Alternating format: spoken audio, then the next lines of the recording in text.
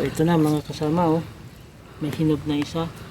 Kaya tinanggal ko na doon sa buwig. Tiniba ko na.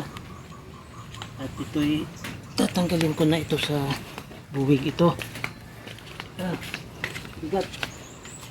Oh. Ang lalaki ng mga butil, oh. Oh, yan. Hinog sa puno ito. Yan, oh.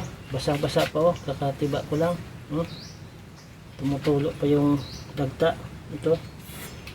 Kakatiba ko lang.